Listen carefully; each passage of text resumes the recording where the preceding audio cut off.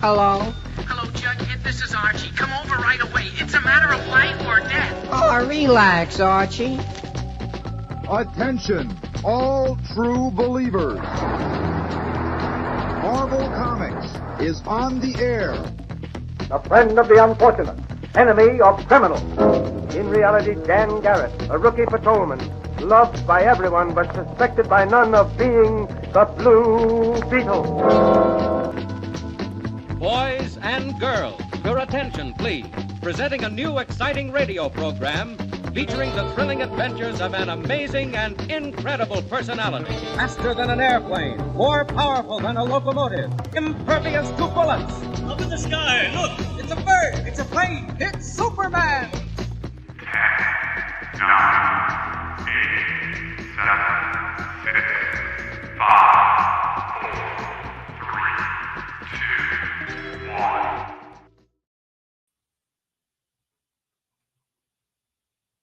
Hey everyone, welcome back. It's the Geek Chat. New year, new stuff to talk about. Stay tuned.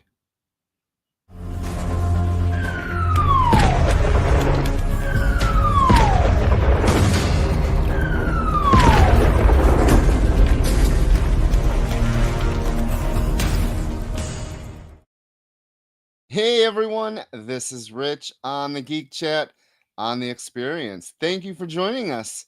It's been a while since we've been on. We took a little break. And hey, Barlord, yes, it is good to be back. So Des is on Bart. He will be here shortly. So you have me. We will be talking about Creature Commandos. We'll be talking about What If Season 3. And I actually got Des to watch Skeleton Crew, Disney's newest Star Wars show that just ended last week. Hello, Leonard. Welcome in. And then we have some new number ones from DC and Marvel that we will be looking at. I originally wanted to read Magic and review it. And after I read it, I changed my mind. And Des and I are going to be reviewing a different number one from Marvel this week. Because, yeah, it's just more X-Men stuff. Yeah, there's a lot of number ones. I think to do a whole catch up of all the number ones from the last month that we missed, that would be really good too, because there were a lot of really good number ones, especially from DC. Hello, Zax. Welcome in. Thanks for joining us. I hope it's not too cold where you are. So what can we talk about before Des gets here? Hi to everyone. Hello, Kenneth. Oh, we have some giveaways. I totally forgot. Hey, we have 2 giveaways today. Not one, but 2 giveaways. So, JD, let's show them the first lovely giveaway that we'll be giving away. This is Rogue, the Savage Land, number 1. I have to get who it's by. Give me 1 second. It is a 1 in 25, and this one is from Alexander Lozano. And that is came out this week, I believe. We're not reviewing it. It just didn't fit into our schedule. And then the second giveaway we're going to give away is a 1 in 25 by Nick Bradshaw. This is Uncanny X-Men number 8. The 1 in 25 from Nick Bradshaw, and it's Rogue. And I have yet to read this issue. I have 8 and 9 to read. Rogue shouldn't have so much. Yes. Well, things were different in the Savage Land. They're going back to the well for the Savage Land story. I haven't read it yet, so I can't tell you anything about it. But put hashtag EXPTGC into the chat to be entered for one of these great variants. I really am liking this whole variant, the variants that are coming out by all the companies. It's funny. I love variants. I love me a good gimmick cover. I love the, hey, Des is back. We're back! I love it. How are you? I'm great. I'm back because I'm here with my brother from another mother. You still have your jacket on. I just got in the house. And I ran to it because I wanted to see these beautiful folks and say, "Hey, how you doing?" Yes, That's funny. Yes, I missed you all. I miss JD. I miss Leonard. I miss Jabron. I miss Steve. I miss all of you. I missed you all. And we're happy to be back on this beautiful New Year's. You were talking about I miss JD, all of you. So yeah, you're talking about variants and the fantastic variants that were given away. All these fantastic butt shots of Rogue. Yes, the Rogue. Our Rogue Spotlight. The Rogue Butt Spotlight. Yes. So everyone, EXP, a hashtag EXP TGC variant to enter. One of these great. That is just Rogue's butt. That is the No. So I didn't tell you. focus. I didn't tell you. One person's getting both of these. What?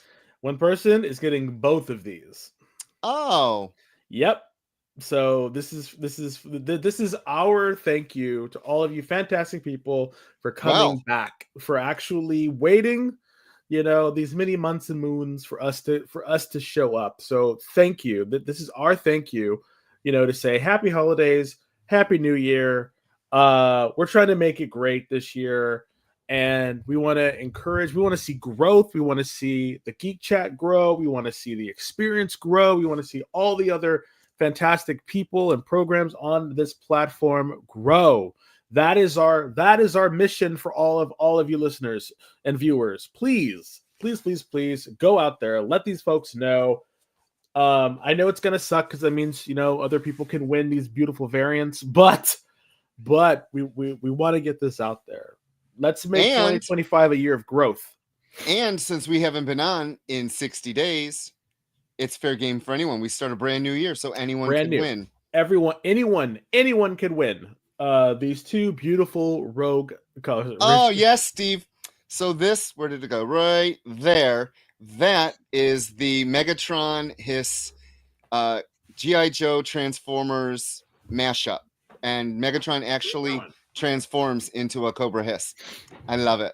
Sorry, but Sophie's here and she wanted to say hi, but she got kind of scared of the mic. But so we're gonna say this too as well. We're gonna take our time. We're gonna talk about comics that we like, that we don't like. We're talking about TVs and we're movies, but we are not gonna rush. So we might not get to everything, but we hope to entertain you, and you'll enjoy what you're seeing, and you'll tell your friends, because there's just so much stuff coming out. It's crazy. So Steve, fantastic. It's actually a takeoff on Kiss with cats. Yeah.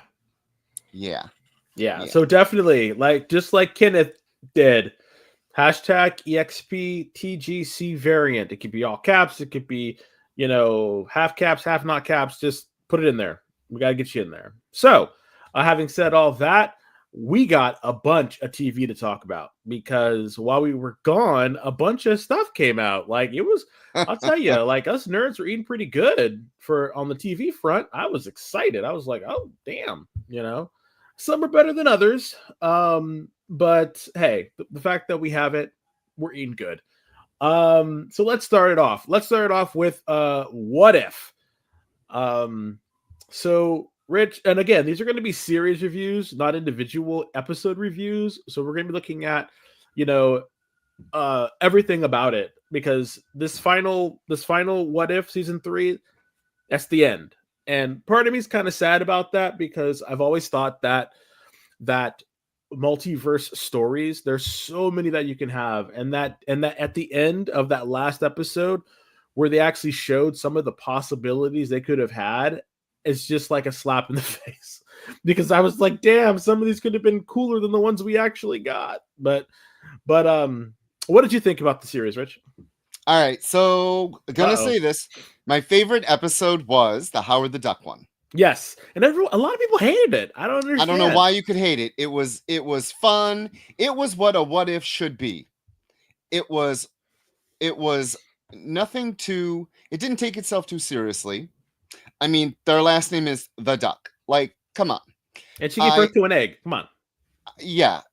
We're already throwing all the rules out the window with this episode. And like you said, so we texted back and forth, and he's like, "This isn't the last we're going to see of Birdie," and sure enough, it wasn't. But that was my favorite episode, and I think the reason I loved it so much is because it didn't have at that point anything to do with anything else. There was no tie into anything. There was no Captain Carter. One of my biggest complaints was, if you're going to give us a what if, give us a proper what if. Don't give us a Captain Carter story disguised as a what if. That I feel was the real injustice in this series. Is it was her vehicle, and then and we talk spoilers. Remember, everyone, spoilers coming in. What was the purpose? What was the purpose of this? To kill her at the end. I mean, she didn't die. She transcended. She transcended. Same thing. I enjoyed it. I'll be real honest. Out of the two shows that we're going to review that were both animated, I preferred Creature Commandos animation, and I know you didn't. I really did not like the animation in any of the seasons of What If. It was dead to me. Everything looked like dead eyes, dead. Nothing really moved. Really? But I want to say this. For the last episode, two things I absolutely loved. I loved their use of Kirby Crackle. That to me was that too. Amazing. Like, they were like, hey, we're going to give you some Watcher type ish here. And the costumes that were so Kirby inspired. Yeah. I love the homage to Kirby because the armors. All of it. And Storm's final Watcher costume was a really nice blend of the 616 mixed with this Watcher and her headpiece. Her headpiece was kind of reminiscent of the very first headpiece from when she debuted. So that I absolutely loved. Otherwise, the mech episode, I mean, Transformers, Voltron, nothing too groundbreaking for a very first episode, especially when they've done multiple miniseries where the Avengers get mech. I didn't see that as too what ify. I also did not like the fact that in that episode, you had to read the credits at the end to figure out who people were. Because I thought that was Shuri, nope. Okoye, nope. It was Nakia. Never once did they even mention that. And then figuring out who Moon Knight was took me half the episode to figure out who that was. Just like little like who name drop. It's not hard. Hey, Mark. Hey, whatever. And then the other episode that really stands out to me was the Hawkeye one. Not so much Shang-Chi. That was it was telegraphed who the Hood was. The instant the episode started, you knew who was going to be under the hood. So the suspense was not there for me. But seeing that Kate Bishop, that she can go through her different, what ifs and her different worlds, and she's still an amazing sharpshooter. Mm-hmm. I loved that. And I love the Western feel of it. I actually really like the whole Western spin on that universe. But otherwise, a lot of the episodes were just, I absolutely could not stand the Ironheart one. That was horrible.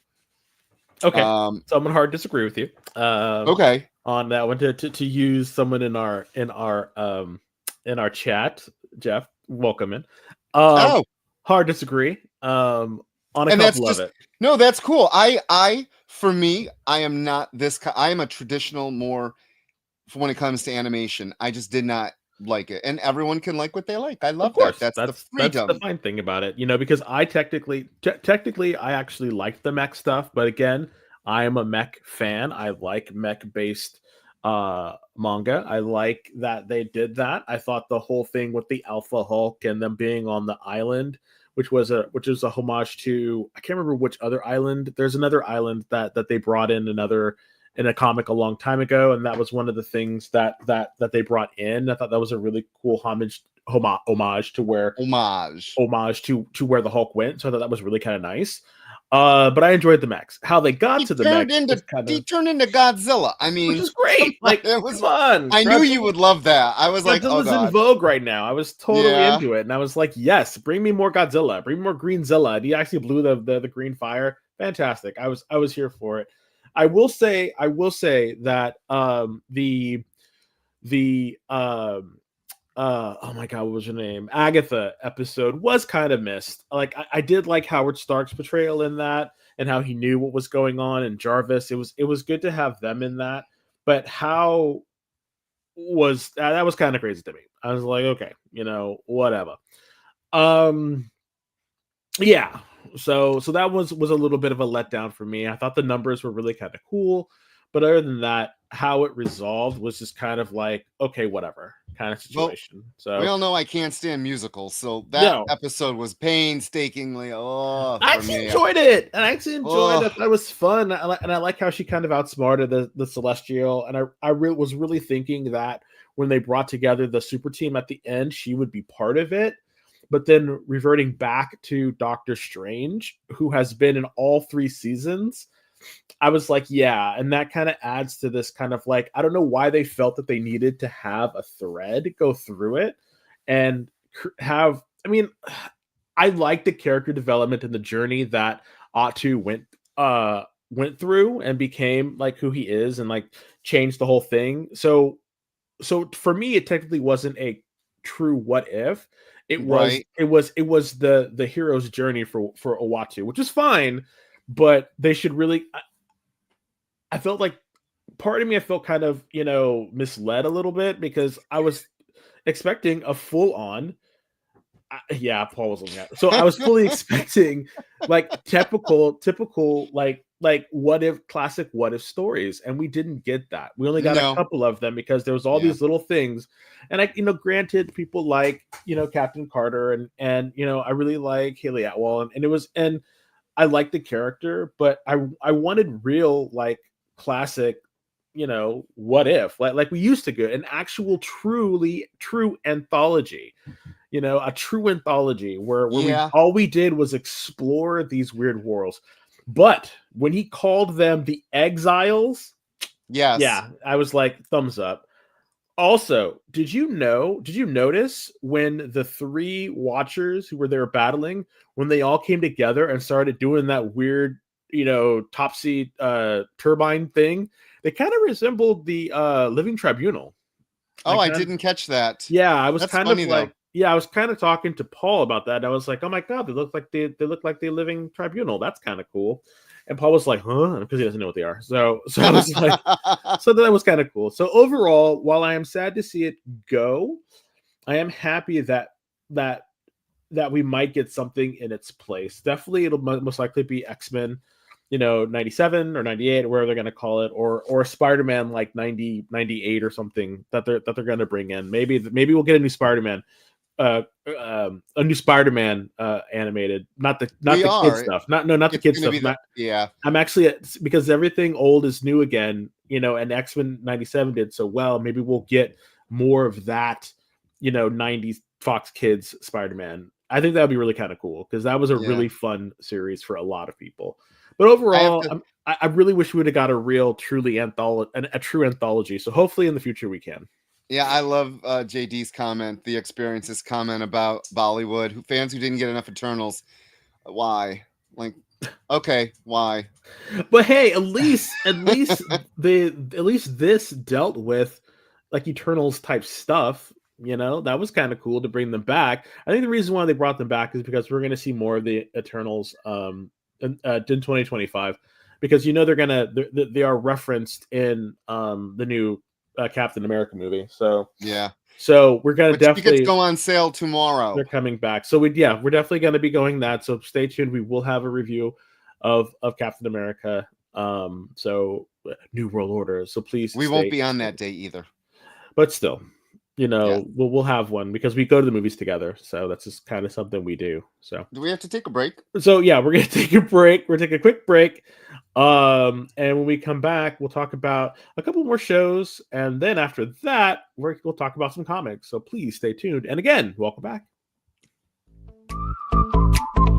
We know you probably get a lot of emails, but could you please make sure to sign up for our mailing list? We don't send a lot of emails, and we try not to bother you. We just want to give you the best information about all the cool stuff that's going on around here. Sign up on our website, theexplive.com.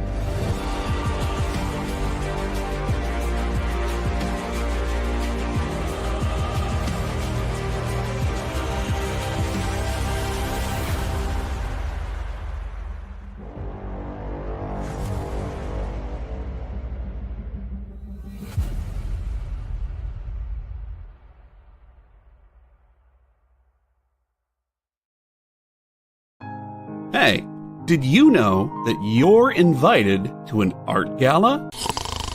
No, I mean the fun kind. It's Sketch Up with Mog and Mel. Welcome back, everyone. Thanks again for joining us. Featured guests talk about their new projects. So it takes place in this fantasy world where the world has kind of lost its stories. And life as an artist. The hope was that you could make some amount of money when you exited art school. While the ever-changing artist panel draws new works live in front of your eyes. Oh, I like that. Working on the and shadow. Sexy. Sex, dude. You still got a little bit of time. Ooh, Phil, that's dope, dude. Sketch Up with Mog and Mel. Thursday nights. Part of the experience.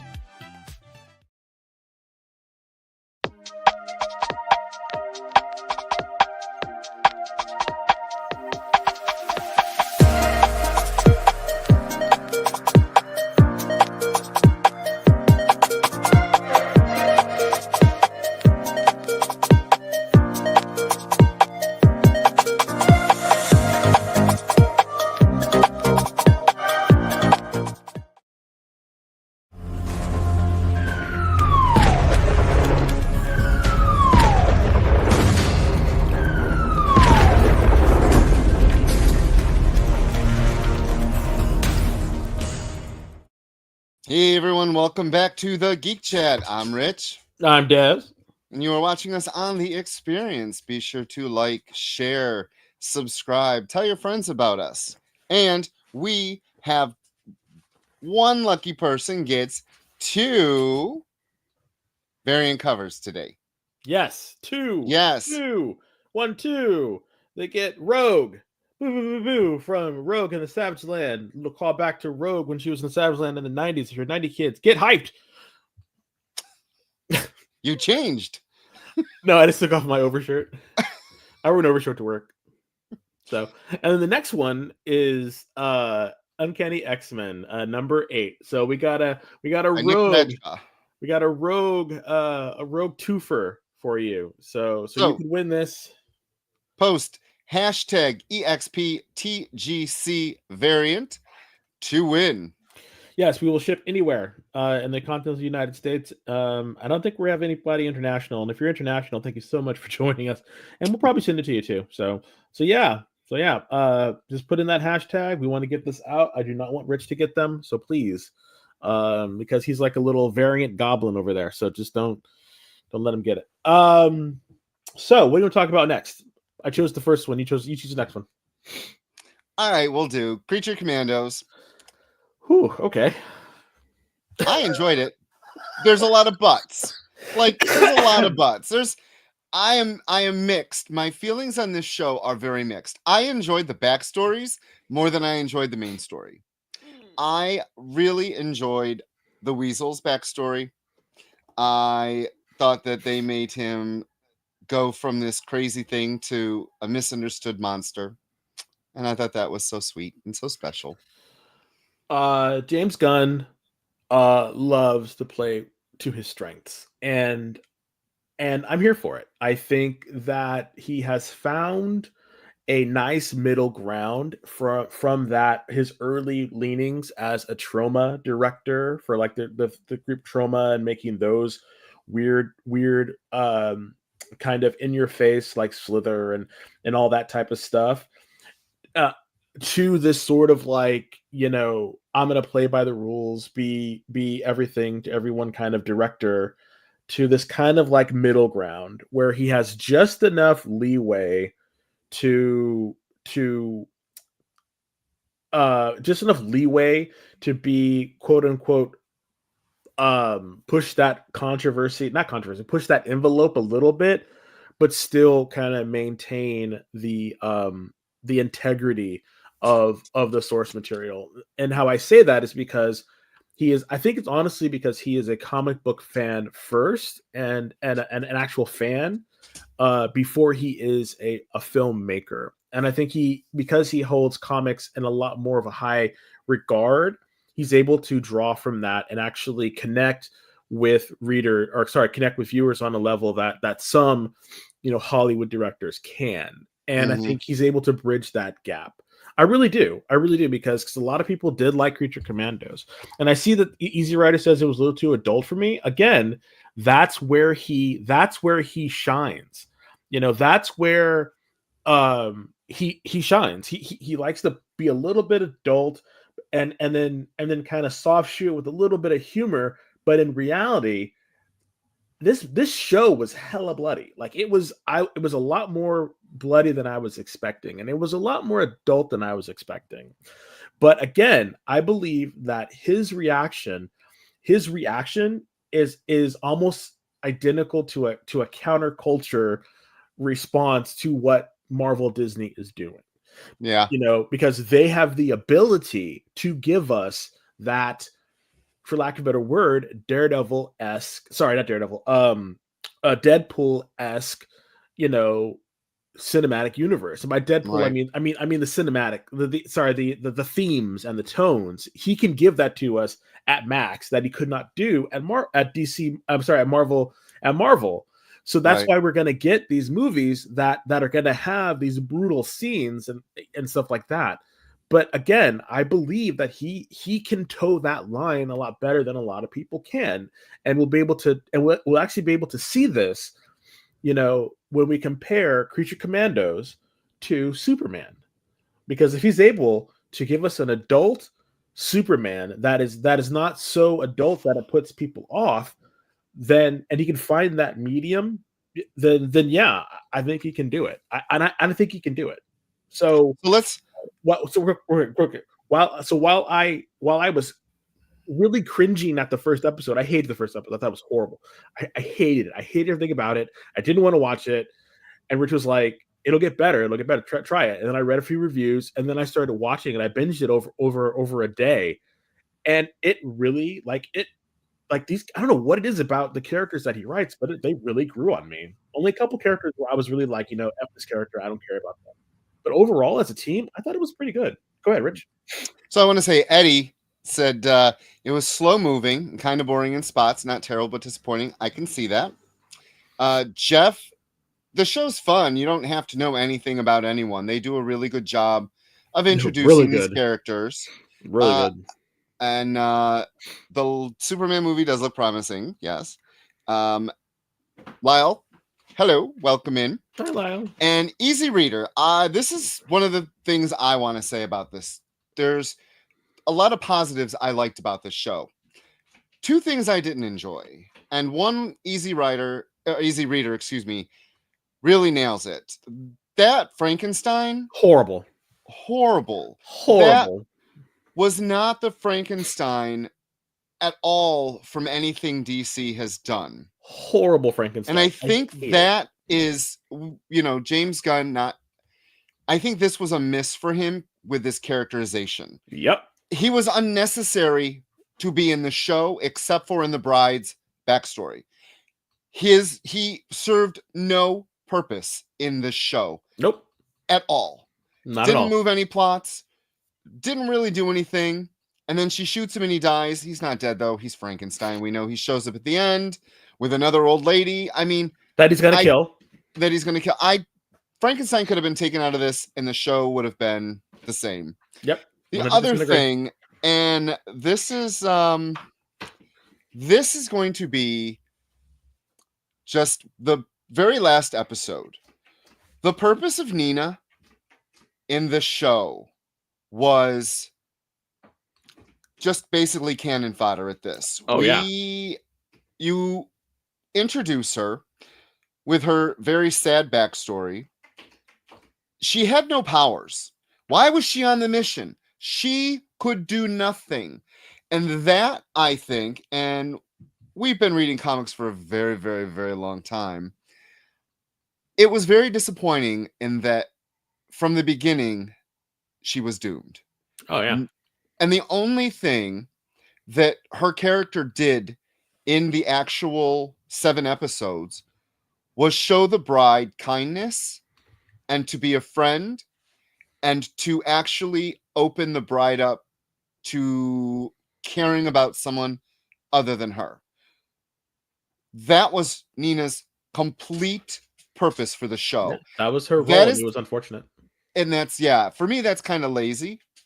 I just didn't care for that ending. The fact that she had to kill her, okay, but the twist that the princess was actually going to do everything that Cersei predicted, I liked that. Mm-hmm. I liked the bride got it wrong in a way, you know. I actually enjoyed the bloodiness of it. That did not bother me. Nah. But besides that, the one thing I absolutely could not stand was the music. The music was so obnoxiously annoying. That Eastern European music they were doing. Yeah. And it was loud, and it was I did that turned me off. But otherwise, they're trying to set a tone. I enjoyed the show very much. Who was your except for what standout I've already character? said. So believe it or not, I already said I really liked Weasel, but I thought Dr. Phosphorus. Thank you. They really humanized him in his backstory. Thank you. He is a real piece of work with what he will do to people, melting faces, melting chests. But damn, they gave him quite the backstory. And out of all of them, I think I really liked him. Yeah, and they actually made Weasel like okay. Like I can't stand Weasel, but I was actually seeing that backstory. I was like, okay.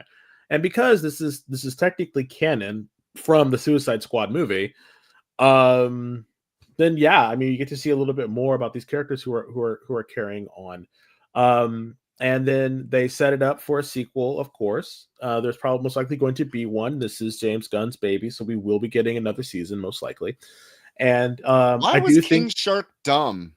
Because that's how he is in the TV series. Sorry, in the movie, he was dumb in the movie.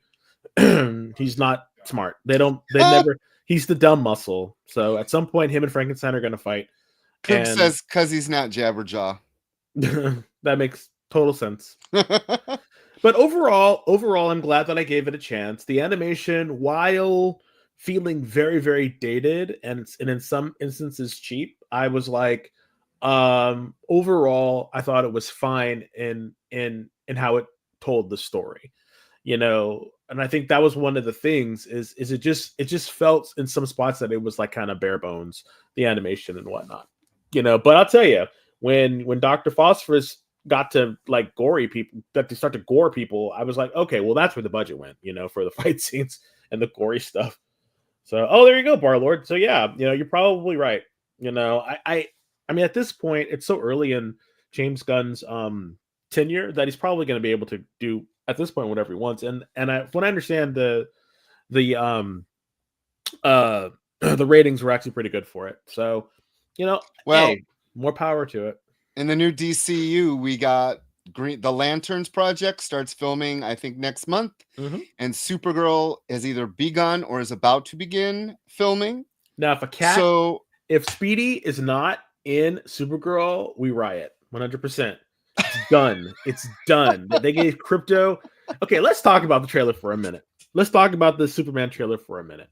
Okay, we get Superman, and I get it. He's supposed to look like a wrestler because he wants children to see him as someone that he can approach. And so that's why he has that kind of like strong man kind of look. Or at least that's what's been told to us by the production and James Gunn and all this other stuff. Okay, fine. I get all that. He's trying to be more approachable. He's an alien. Whatever. And I guess Guy Gardner, Hawkgirl, Mr. Terrific, they all are part of a fantastic.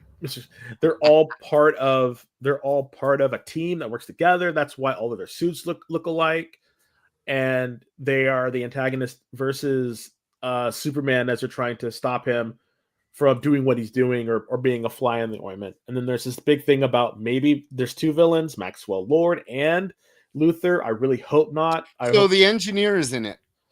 Yes. So that's the one thing I've always hated about superhero movies, and we've seen this time and time again, is when you have too many villains, it muddies the plot. I'm sorry, it does, because then you have all these people having all these different machinations, and which one does the viewer follow?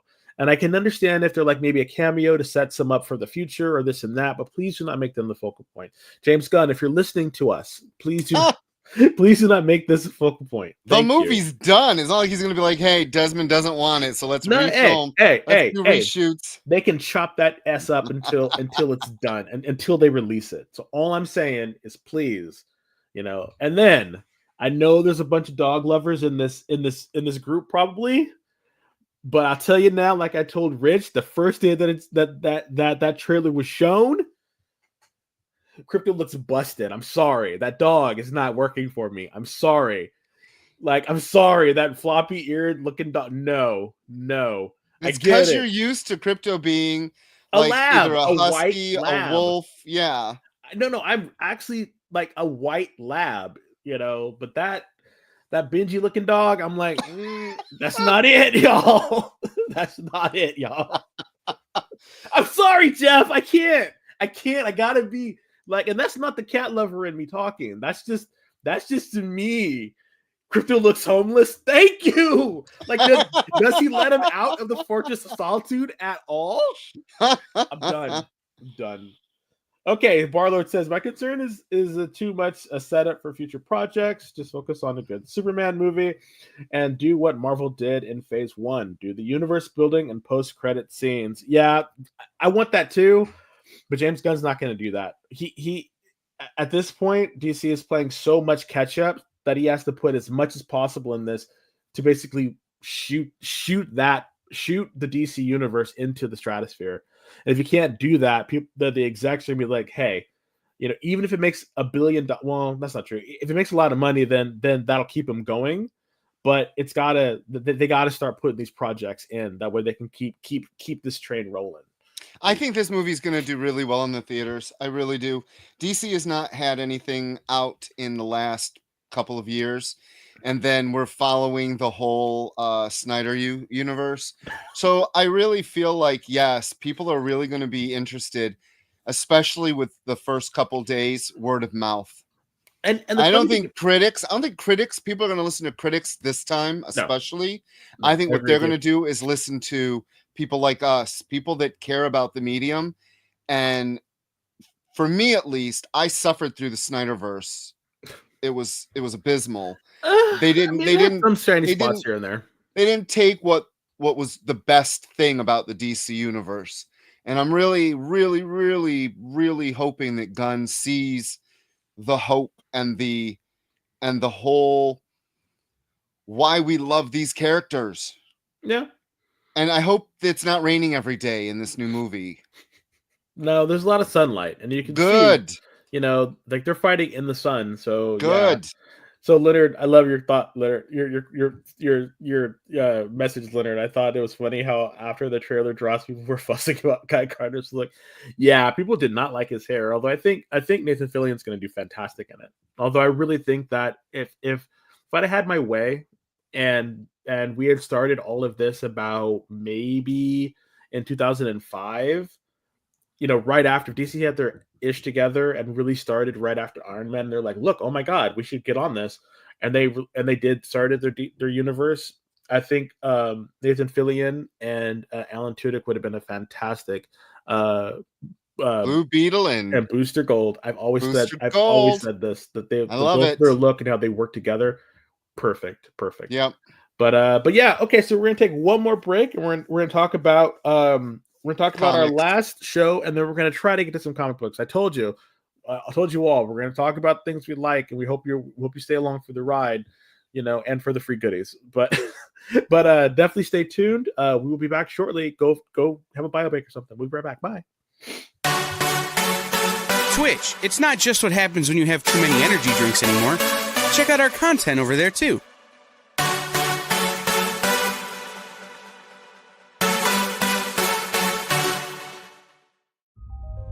Sure, comic books are beautiful, but underneath, there's something more authentic and exciting. The original art. See the pencils, the lines, the shading, as if you were there in the studio watching the artist work.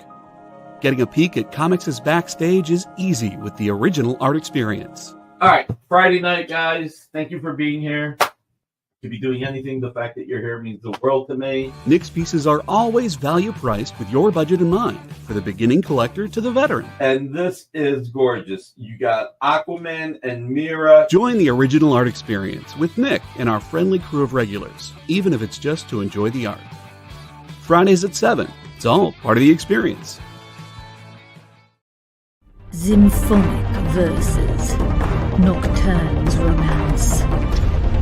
A song of romanticized darkness, dreaming death by sleep.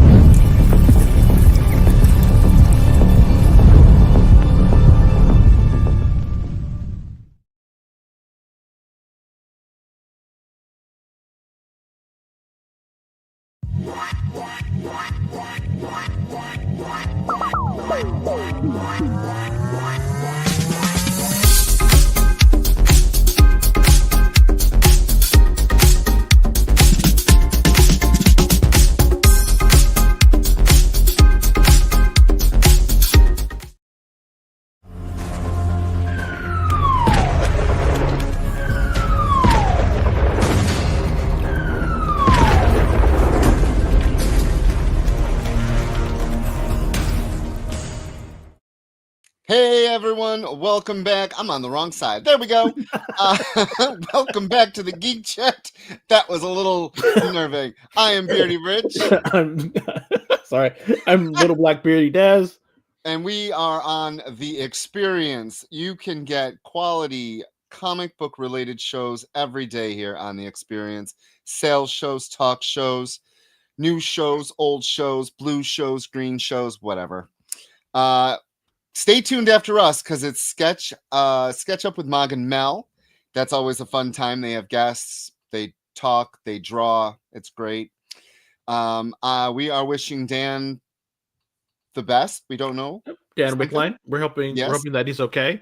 He had to cancel earlier, and so we're our thoughts are with you. Hope everything's going well. And I know Jen was at a convention. Good for her. Yep, couldn't make it, but I get it. Get your money, girl. So I just want to say I think it's hysterical, The Experience. I was made for petting you, kitty. You were made for licking me. I can't sing it because that's rights. We don't want to pay the rights, and then the ladies and gentlemen introducing was cute too. Ace Furry, Peter Mick, yes. Paul Tobias, Gene Kittens. Yes. You know what? You better watch out because if Gene or the lawyers are watching, you might get a cease and desist. So I know, right? Hey, Hydra Asylum Comics, welcome in. Yes, welcome back. Again, this is your last warning. We got not one, but two variants that we're giving away to say thank you for coming back and joining us after our little bit of a hiatus over the holidays. We have two covers for Rogue, featuring Rogue in the Savage Land #1. Rogue she looks like she's probably at I don't know where she's at, like a gentleman's club or something. Yes, that is by that outfit. The 1 in 25 by Alexander Lozano. And that hair. And then the second one is by Nick Bradshaw, the 1 in 25 for Uncanny X-Men #8. Yeah. Fantastic. I've always loved Rogue. I was somewhere, I don't know where I was. Maybe it was like a Facebook group or something, but they were talking about Rogue's evolution and how it was John Romita Jr. who kind of gave her her really cool look, and then it was Mark Silvestri that kind of really brought her into that kind of punk look with the big hair and everything, and how she really and how she had partially Carol Danvers in her, and she was sort of a lot more spunky and I'll kick your butt and all that. And now they've kind of slowly softened her edges as she's gotten more as her character has evolved, I guess, as writers have evolved her. So this is very interesting to think about, how they how they change, even as writers perceive these characters. You know, My favorite look for her was Walter Simonson's Inferno when her hair was huge. It was funny. Was that, I could talk about old comics all day long. And when Malice got into what's her name? Polaris. She had the giant hair too. It's like big hair. It's like you get it's like you turn evil and then Aquanet Aquanet stocks go up. It's like what the hell, you know? Anyway, let's talk about Star Wars Skeleton Crews. I'll let you start, Rich. What were your thoughts about this? I hate Goonies children. in space. I hate children. The young boy was a brat. It's all his fault. The young girl, she's a brat. She's a little bee. Can't stand her. The elephant boy was annoying. I loved Fern. I could kill the other ones and let Fern have her own show because she was the breakout star for me. You don't like BB-8? He was pretty cool. Fern and BB-8. I want to see those two in space. Otherwise, the horrible makeup, the Michael Jackson in Thriller had a better wolf head than this wolf head in this show. Horrible. Horrible. Yes. If you haven't watched it, I'll mute it. I actually liked it. I liked it. I'm a fan of Goonies. Kids are fine. I do think that the Wynn character, his kind of he did a lot of dumb stuff. And part of me's thinking I haven't been a kid in a long time. So I'm thinking, would I have done dumb shit like this, or would I've really been super scared and freaked out, or would I have risen to the occasion? And I know that these kids are written by adults, and there is a sense of adventure and whatnot. One thing that I will say about that I did like about the show is they kept the angst really down. Between the four of them, there wasn't any angst until after they separated and they started separating. There's always a scene when you have teens or young adults or kids where their angst goes crazy. It's are they going through puberty or something? Because are you serious with this? When they split up and did that whole thing and all that, I was miss me with all that.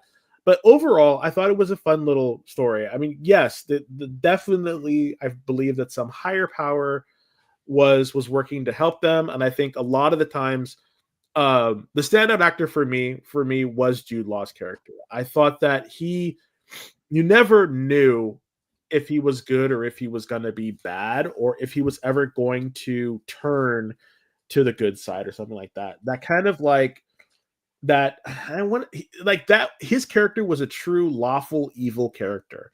And I thought if you play D&D or anything like that and you believe in alignments and stuff like that, I believe that he was a true lawful evil character. He did things only in pursuit of one goal, and that was to get that goal. And he didn't want to hurt anybody. I really believe he didn't want to hurt anybody, and all he saw was Oogie's here. Oh, hi. Hey. And yeah, I was just so for him, I thought his portrayal was great. And I think this is because I really like Jude Law as an actor. So as an actor, I was cool. I was here for him. And the kids were all just kind of noise. But they were fun too. And then Nick Frost, SR 33 or whatever, SM 33, which was for Smee from Hook.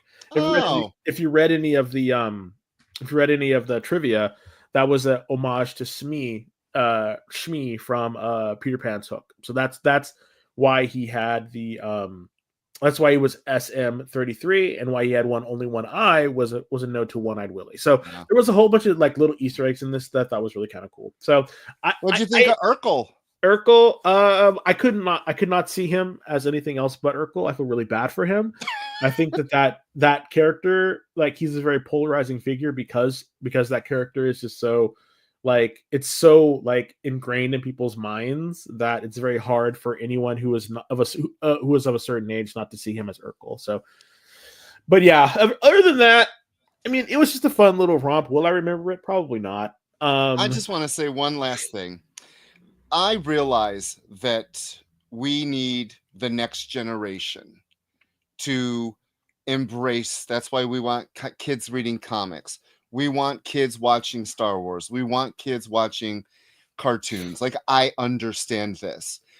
And again, this was not made for me, and I can acknowledge the fact this show was not made for me. And I really, if it gets a second season, good for it. Yeah, because doubt they it, but are we'll see. they are all ready to make the second season. I want to acknowledge that fact that I can understand some things are not made for me, and I think back to when I was a kid. I still watched these. They didn't aim it towards me. They included me. And I just want to leave it on that. That's I a just really want to good- leave it on that. Yeah, that's a really good. I like that. So now we're gonna talk about comics, folks. Can you believe it? A show about I comics. know. We're We got- finally talking about comics like the last. Sorry. last Next week will 10 be minutes. all comics. Trust Yes. us. Yes. Okay, Rich. Let's talk about what you want to talk about. What you want to talk about? I want to talk about Aquaman. What? Aquaman? I would never in a million years think Aquaman? I would say the last Aquaman book I read was Peter David's Aquaman way back in however long ago that was. What? What? Stop it. Stop it. So Aquaman #1 is part of their new All In. It is written by Jeremy Adams. The artist is John Timms. Colorist is Rex Locus. Letter is Dave Sharp, and the colors are by John Timms. So he did the coloring over his pencils. That's really cool. Mm-hmm. In this takes place right after Absolute Power. You got to go back and watch our pre-Christmas shows when we're talking about Absolute Power. In the DC universe, certain heroes' powers came back to them, some other people. So he got Mira's powers, basically, his wife and mother of his child. And this is his new introduction. He's now a member of the Justice League Unlimited. He is king again. And now he has new powers. And he is out in the world helping. And as the joke of him just talking to fish is no longer in this, he can create or control water. Control water. That's the word. Yes. Control. Not just create hard water, but use it, control it. Yep. And this is your introduction. Like, this is what a #1 does. The writer, Jeremy Adams, I know he's written a bunch of stuff. I think he's writing some Green Lantern stuff I like, which if you are a Green Lantern fan, now is the perfect time to start on that as well. This is what a #1's supposed to do. It sets up the conflict. You learn about his new powers, and then it leaves you the last page wanting more. And what do we get on the last page? Spoiler. We get an Omega symbol, which is kind of what the DC universe and the Absolute universe is happening right now. Darkseid is not the focus, but what Darkseid has done is the focus. Yeah, and he I'm created enjoying an that universe. I'm enjoying the fact that he is not around, but we still feel him in the DC universe. Mm-hmm. The art was pretty good. I mean, yeah, I enjoyed it. The art there was a lot of, so if you've been watching us, you know I hate empty backgrounds. There was not a lot of empty backgrounds in this. He really did do a great job of filling in the panels and making cinematic 2-page spreads. The page where he helps a plane land, and you see all the different whales and sharks and octopuses helping the passengers from the plane get on this boat. Little things like that I really enjoyed. Underwater, no one's hair is flat. Mira's hair is always going like this. Yeah, like he pays attention to detail, and that is what I'm looking for in a solid #1. So go out, read this. I highly recommend this book. Scary. Like, Rich recommends it. So yeah, I'm glad that they showed that he still can talk to animals, or the aquatic life, because if they'd have taken that away from him, I'd have been pissed. But overall, solid first issue. I will be picking up the next one. Solid art, solid writing. Characterizations I think were on point. It was a fun book. We only have a few more minutes, so I'm just going to talk real quick about New Champions. Yes, I read New Champions, and yes, I actually enjoyed it. I thought it was fun. It comes out of Spider-Woman. So if you've been reading Spider-Woman, you know these characters. It comes out of her book, not out of her. Yeah, these aren't her kids. Sorry, these aren't her kids. Sorry. But it was introduced the same way. If you go back and watch our Spider-Woman review, we talk about her son kidnapped by Hydra, aged up, and that is exactly what these children, or not children, they're kids, teens are. They're aged up with powers, and they are all what could be sidekicks, and that is why I really enjoyed this book. You enjoyed it? I did. So I started to tell everyone before we started the chat. I originally wanted us to review Magic, and I read Magic, and I was like, "Oh, this is garbage." And I read New Champions, and I was like, "Oh my god, I liked this book." And you were like, I'm sorry. I really want to read New Champions, and I really enjoyed this. The art was on point. The story, the backup story, was basically a 2-page get to know us. Another really good first issue. I thought it was fun. I think what I liked about it was just fun. Like, they didn't take themselves too serious. It wasn't all super woke or whatever you want to call it. You know, people always worried that things are going to be super woke nowadays. And I'm like, no, not everything's going to be super woke. Just fine. Just take a chance on it. Were these characters derivative? Yes. Are every character's derivative? Probably, most likely. You know, were some of them done better than others? Yes. I mean, that kid with the Carol Danvers thing, yes, that is literally Cannonball, whatever you want to say. Like, and you know, the little black kid in the white, that is definitely Moon Knight. I mean, it's fine, it's okay. The girl with the biker helmet, that is a version of Ghost Rider. It's fine. You know, let's just enjoy it, move through it, and see what's going on with these new stories. I really liked how organic it felt, how the core team was together, and then how the others come at the end, how the others join at the end.